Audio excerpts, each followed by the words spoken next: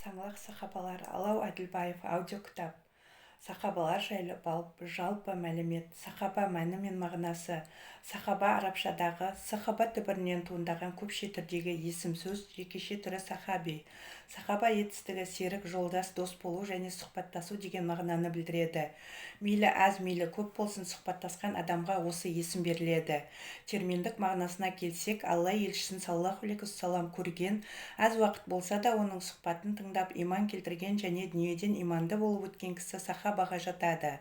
Сахабалардың мұхаджирлер мен ансар деп аталуы.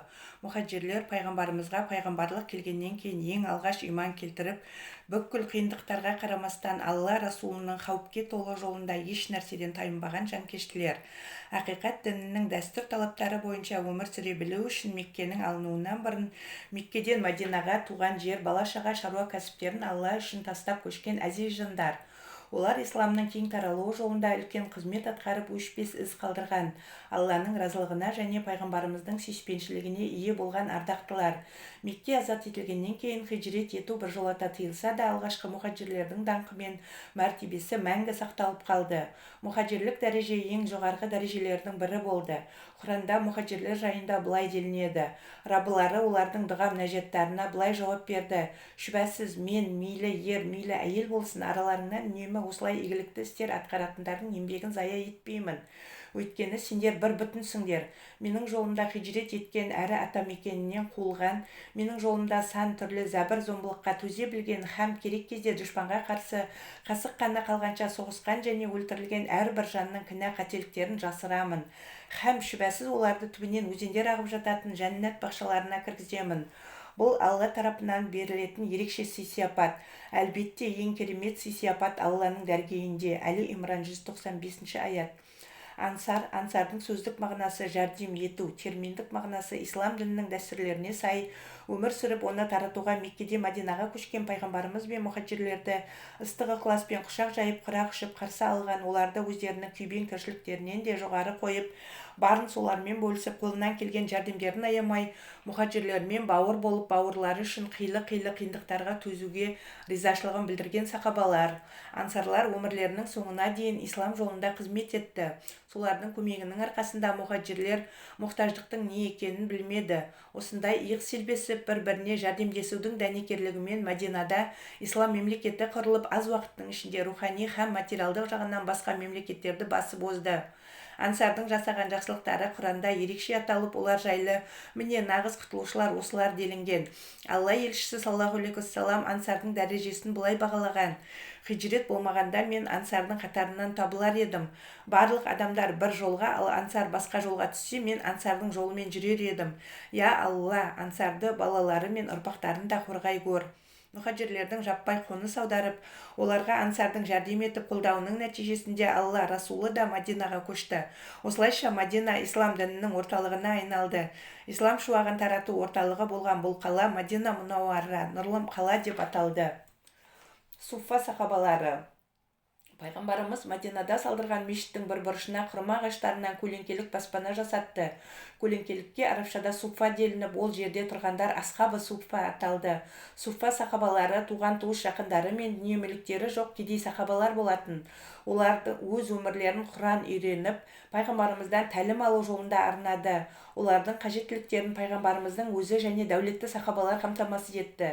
Пайғамбарымыздың ілімімен сусындаған бұл бақытты жандар аз уақыттың ішінде сахабалар арасында Құран, хадис және басқа да діни ілімдерді терең меңгеруімен жоғары құрметке ие болды. Олар күндіз ораза ұстап, түнде ғибадат етіп, дүниенің күйбең тіршілігінен бойларын алыс ұстап, алтын уақыттарын адамзаттың ардақтысынан саллаллаху алейхи уассалам естігендерін жаттап, кейінгілерге жеткізу жолында өткізді.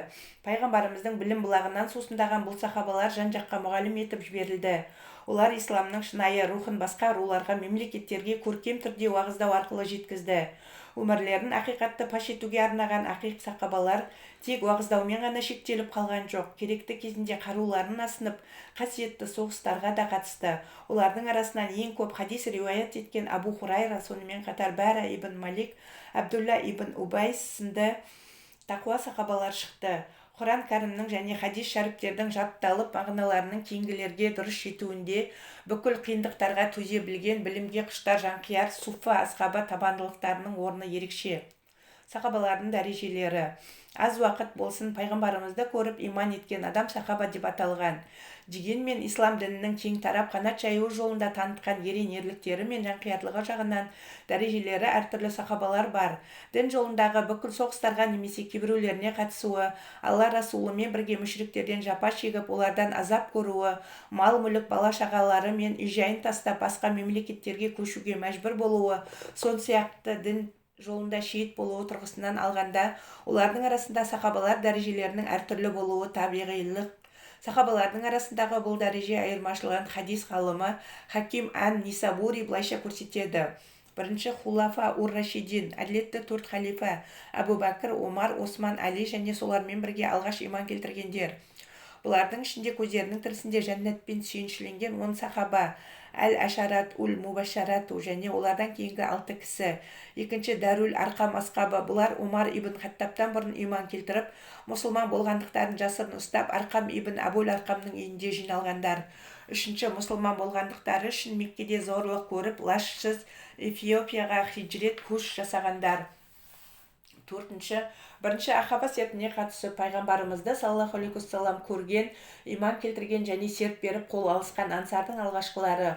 Бесінші, екінші Ақаба сертінде пайғамбарымызбен кездесіп өмірінің соңдарына дейін оны қорғап қолдауға сөз берген мұсылмандар. Олардың көпшілігі ансар еді. Алтыншы, пайғамбарымыз саллаллаху алейхи уассалам Мадинаға бармай тұрып, Құбаға келгенде оған келіп қосылған алғашқы мұхаджирлер. Жетінші, Бәдір шайқасына қатысқандар. Сегізінші, Бәдір шайқасы мен Худайбия оқиғаларының тұсында хиджрет жасағандар. Тоғызыншы, Ридуан сертінде қатысқандар. Худайбияда ағаштың астында пайғамбарымызға ант бергендер. Құранда олар жайлы шынында Алла ағаш астында саған серт берген мүміндерге разы болды денсе, пайғамбарымыз сендер бүгін жер бетіндегі ең қайырлы жансыңдар дейді. 10-шы, Худайбия келісімі мен Меккенің алынуы арасында уақытта хиджрет еткен сахабалар.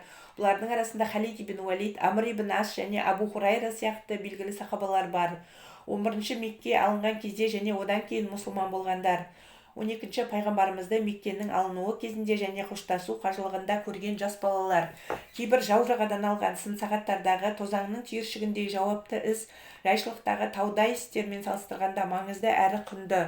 Бұл ақиқат жайлы Құранда былай делінеді: араларындағы алдағы барлық жеңістердің басы болған, ұлы жеңістен бұрын дүние мүлкін дін жолында жұмсаған әрі соғысқан жандар өзгелермен тең болмайды. Олар ұлы жеңістен кейін дүние мүлкін дін жолында жұмсаған әрі соғысқандардан дәреже жағынан әлдеқайда биік тұрады. Дегенмен Алла олардың барлығына да ең керемет сый, жұмақ пен кешірім уәде етеді. Алла сендердің не істеп не қойып жүргендеріңнен толық хабардар. Хадид сүресі 10-шы аят. Бұл аятта көрсетілгендей, ислам діні жаңа тарай бастаған алғашқы уақыттарда мұсылмандықты қабылдау өз еркіңмен басыңды қауіпке тігу, яғни сан түрлі қиыншылықтарға душар болу дегенді ұқтыратын. Бірде Абу Бәкірдің радиаллаху анха Алиге радиаллаху анха айтқан мына сөздері сол күндердің қиыншылығын көз алдымызға елестеткендей. Ол күндері көңілді қайғы басып, көзге қан толып кеудені кек кернейтін, залана қылыш біленіп жер бетіне қорқыныштан арылмайтын, өлімге нар тәуекелмен ғана күн кешетінбіз. Өйткеніміз өзімізді қорғап шыбын жанды аман алып жүру қиынның қиыны еді. Қабырғаңды қайыстырып ауыртпалыққа көнбейінше ештеңені түзету мүмкін еместі. Міне осындай қиын қыстау кезеңде әке-шеше, туған-туыс барымыз бен жоғымызды, бүкіл дүниемізді шын ризашылығымызбен қуана-қуана Алла Расулының жолында пида етуші едік. Сахабалардың жалпы саны. Пайғамбарымыз көз жұмған уақыттағы сахабалардың жалпы саны жайлы нақты мәлімет жоқ десек те, ислам тарихына байланысты жазылған классикалық кейбір еңбектерде 100 000 сахабаның болғандығы айтылған. Мысалы, қоштасу қажылығына 40 000, Табуқ жорығына 70 000 сахабаның қатысқандығы жайлы ислам тарихына байланысты шығармаларда мәліметтер бар.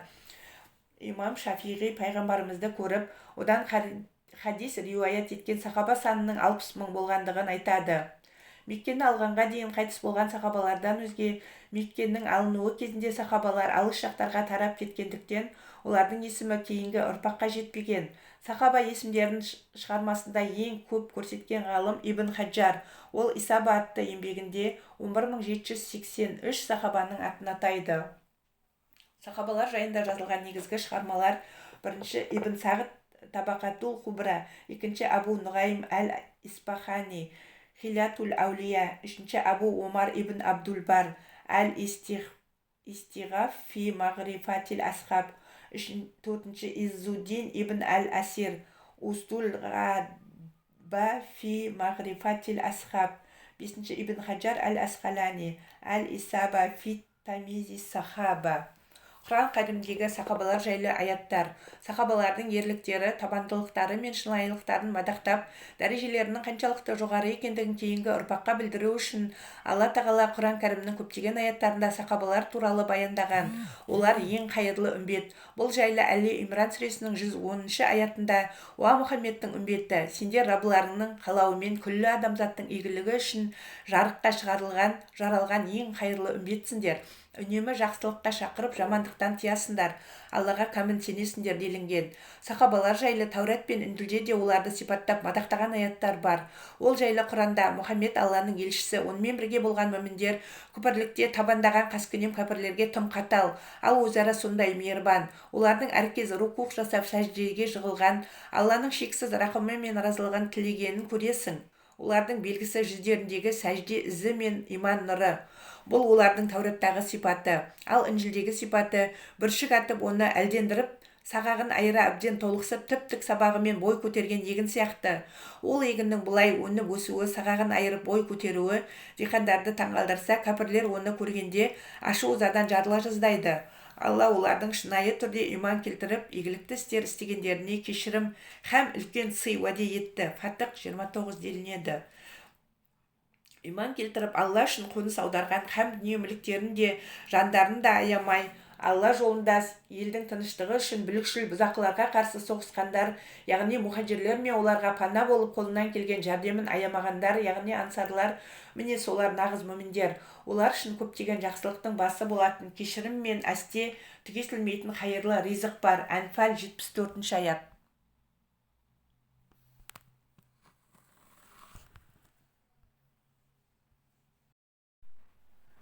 Алла Тағаланың олардан разы болғандығы жайлы мына аяттарда баяндалады. Мұхаджирлер мен ансардың исламды қабылдаудағы һәм Алла жолында қызмет етудегі алдыңғы қатарлылары және соларды өнеге тұтып, ізгілікті істер атқарып, соңдарына ергендерге Алла разы болды. Олар да Аллаға дән риза болды. Алла олар үшін жайқалған жасыл бауларының арасынан және зәулім сарайларының түбінен өзендер ағып жататын жәннат бақшаларын дайындап қойды. Олар сонда мәңгі бақи қалып бақытты ғұмыр кешеді. Ең үлкен жетістік деген міне сол. Тәубе сүресі 100-ші аят. Бұл жердегі мұхаджирлер мен ансар Алланы разы етерлік әрекет жасаған еді. Әуелі мұхаджирлер үй-жай, бала-шаға мен бүкіл Меккедегі байлықтары мен сауда істерін Алланың діні үшін тәрк етіп Мәдинаға көшті. Ал ансарлар оларды құшақ жая қарсы алып, барын солармен бөлісіп құтты қонақ етті. Мысалы, Меккеден келген Абдурахман ибн Ауфпен бауырластырған Сағд ибн Раби бауырына үйінің есігін айқара ашып, бүкіл нәрсесін тең бөліп беруге ырзалық білдірді. Алайда Меккеде саудаға машықтанған дәулетті сахаба Абдурахман ибн Ауф оған рахметін жаудырып, оларға масыл болмау үшін базардың жолын көрсет деп арқанын асынған күйі жүк тасып күн көруге шыққан еді. Осылайша сахабалар шынайы бауырластықтың үлгісін көрсетті. Дәуістен көшіп келген мұсылмандықты қабылдаған, Алла Расулының хадистерін кейінгі ұрпаққа жеткізуді мұрат еткен Абу Хурайра радиаллаху анху күндіз ораза ұстап, түнде намаз оқып, таң атқаннан қас қарайғанша аш жүретін. Бұндай күндері тіпті жиі болатын. Бірде пайғамбарымызға келіп, бірнеше күннен бері аш құрсақ жүргенін айтады. Осы тұста өзінің ең жақсы көретін құрма бағын Алла жолында бағыштаған Абу Талха келіп, үйінде бойға қуат боларлықтай азық болмаса да, Әзірет Абу Хурайраны үйіне қонақ етті. Абу Талха әйеліне: балаларды ертерек жатқыз, не бар болса бәрін дастарханға әкел. Шамды білмеген болып өшіріп ал. Қараңғыда кімнің жегені, кімнің жемегені белгілі бола қоймас. Мен де қасығымды қолыма ұстап, астан жегендей болып отырайын. Әйтеуір қонағымызды аш түнетпейік дейді. Әйелі күйеуінің айтқанын орындап ештеңеден хабарсыз Абу Хурайра осылайша қарнын тойдырады. Ертесіне екеуі таң намазын оқуға мешітке барып, Алла елшісіне саллаллаху алейхи уассалам үйіп намаздарын оқиды. Намазды бітірген соң пайғамбарымыз бұрылып күлімсіреп, Аллах Тағала мына аятты түсіретіндей бұл түнде не істедіңдер деп төмендегі аятты оқиды. Олардан бұрын Мадинаны мекен етіп, иман құшағына оранғандарға келсек, олар өздеріне Алла жолында қоныс аударып келген мұхажирлерді шын жүректен жақсы көреді, және оларға берілген олжаны немесе басқа да дүниені іштен қызғанбайды, һәм қажетсінбейді. Тіпті өздері мұқтаж бола тұра оларды өздерінен артық көреді. Әрине, ансарлардың да олжадан алатын өз үлесі бар. Кім нәпсісінің сараңдығы мен ашкөздігінен сақтана алса, мәңгілік азаптан құтылып, мақсат мұратына жеткен бақытты жандар. Міне солар. Сол мұхажирлер мен ансарлардан кейін келген, һәм солардың ізін қуған мүміндер болса Аллаға: «О Раббымыз, бізді және бізден бұрын иман келтірген бауырларымызды кешіре көр. Жүрегімізде иман келтірген жандарға деген жек көрушілік, өшпенділік сынды жаман сезімнің оянуына жол бере көрме. О Раббымыз, шүбәсіз сен өте мейірбансың, әсіресе мүмін құлдарыңа сондай жанашыр һәм ерекше мейірімдісің» деп дұға етеді. Хашр сүресі 9-10 аят. Міне мұхажирлер мен ансарлардың адамды тәнті қылып, өзгелерге үлгі боларлық шынайы достықтары. Сахабалардың батырлығы мен өжеттілігі жайлы. Ел жұрт оларға дұшпандарын сендерге қарсы қол жинады, ендеше олардан қорқыңдар дегенде, бұл хабар олардың иманын одан сайын арттыра түсті. Сонда олар: «Бізге бір Алла жетеді, ол қандай керемет қамқоршы» деп жауап береді. Әли Имран 173 аят. Бұл аяттар сахабаның Алла тағаланың назарында қаншалықты құрметті екендігін көрсетумен қатар, кейінгі нәсілге солардың жолымен жүріп, исламның әмірлеріне сахабалар сияқты мойынсұнып, сол жолдың ыстығына күйіп, суығына тоңудың маңыздылығын көрсетеді. Сахабалар жайлы хадистер. Ислам дінін жайу үшін машақатқа толы қиын жолда өзіне серік болып, бүкіл тауқыметті арқалаған саңлақ сахабалар жайлы пайғамбарымыз Әзірет Мұхаммедтің саллаллаху алейхи вассалам хадистері көп. Қиыншылықтарға қарамастан, бұл жылда соңына дейін Алла Расулымен бірге болуға сөз беріп, уәделерінде тұрған адал достары жайлы Алла елшісінің мақтан тұтар сөздері қалайша көп болмасын. Кішкене жақсылықтың өзін елеп ескеріп, жадынан еш шығармаған ардақты елшінің саллаллаху алейхи вассалам сын сағаттарда қасынан табылған сахабаларын ұмытуы мүмкін бе? Төмендегі хадистер осының нақты дәлелі. Менің сахабаларымды жамандап сөз айтпаңыздар. Егер сіздердің біріңіздің Ухуд тауындай алтыны болып, оны тұтастай Алла жолында бағыштаса, бұл олардың бір уыстық бағыштарына, тіпті оның жартысына да тең келмейді. Адамдардың ең жақсылары менің ғасырымда өмір сүргендер, сахабалар, содан кейін олардан кейін келген, яғни табиғун, содан кейін олардан кейін келгендер, атбаут табиғин. Сахабалардың көктегі жұлдыздар секілді қайсысына ерсеңіздер де тура жолды табасыздар. Әлемдерге рахым етіп жіберілген ақырғы пайғамбарға саллаллаху алейхи вассалам серік болған сахабалар өздерінен кейін келетін бүкіл ұрпақтар үшін үлгі өнеге. Шынайы ислам түсінігі мен өмір сүру дәстүрі сахабалардың кезеңінде айқын көрініс тапты. Хадисте айтылғандай, олардың өмірі кейінгі ұрпақ үшін қараңғы түнекте бағыт сілтейтін шамшырақ іспетті. Сахабалардың ислам тарихындағы орны. Сахабалар ғасыры ислам тарихында Ас-Рус Сағадат, алтын ғасыр деп аталады. Себебі олар тек өздерінің ғана емес, барша ислам үмбетінің бақыты үшін жан аянбай күресті. Өмірде адамдар арасындағы қара халық пен басқарушылардың әртүрлі дін өкілдерімен қарым-қатынаста өзі тоқ болып көршісі аш жатқан бізден емес, бір адамның көңілін қалдыру қағбаны жыққанмен тең. Зыммиге мұсылмандардың басқаруын өз еркімен қабылдаған, бірақ мұсылман болмаған өзге діндегі зәбір көрсетсе, маған зәбір көрсеткендей. Алланың алдында бүкіл адамдар тең, ұлтына, жынысына, түсіне, қоғамдық жағдайына қарамастан. Яғни қоғамдық өмірдің барлық саласында исламның басты ұстанымдарын жасампаз дәстүрге айналдырған сахабалар тарихта теңдессіз із қалдырды. Әділетті төрт халифа дәуірінде қой үстінде бозторғай жұмыртқалаған заман орнауы, Әзірет Омардың халифалығы тұсында халық тұрмысының көтеріліп садақа берерлік адам қалмауы олардың ислам ұстанымдарын жетік меңгергендігінің айғағы. Сахабалар ел басқаруды мақтаныш емес, керісінше жауапкершілігі өте жоғары міндетті, тым ауыр іс деп қабылдады. Ақыретте сол жауапкершілігі үшін сұралатынын білгендіктен басшылыққа ұмтылмады. Айталық, Омар ибн Хаттаб баласын өзінен кейін халифа етіп тағайындауға үзілді келсе қарсы шығып, бір үйден бір құрбандық жетер деуі сөзіміздің дәлелі. Сахабалар дәуірі жер бетінің рахман нұрына шомылған шағы. Алла тарапынан түсірілген ақиқаттарға, Құранның түсірілуіне куәлік етіп, жаратушының әмірлері мен тыйымдарын өмірмен үйлестіріп, өміршең дәстүрге айналдыру үшін әлемдерге рахым етіп жіберілген сүйікті елшінің саллаллаху алейхи вассалам ғұмыры олардың көз алдында өтіп жатты. Пайғамбарымыздың уақи түскен кездегі халі, Құран аяттарының түсу себептері әрбір аяттың астарындағы жаратушының мұратын дұрыс түсіне білу, сондай-ақ пайғамбарымыздың жеке өмірі, құлшылығы, мінез-құлқының көркемдігі, өмірінің бүткіл кезеңі сахабалардың көрсеткен қайратының арқасында кейінгі ұрпаққа мәңгілік мұра болып қалды.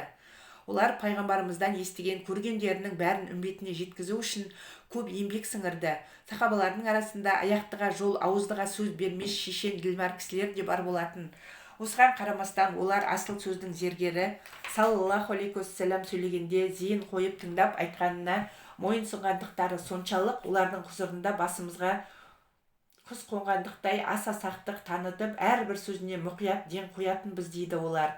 Сахабалар рахман көгінен жауған мейірім нұрына шомылған, илахи құдіреттің көз тоймас, ақылға сыймас хикметтерін жан тәнімен бойларына сіңіріп кемеңгер тәрбиешінің саллаллаху алейхи уассалам өз қолында тәрбиеленді.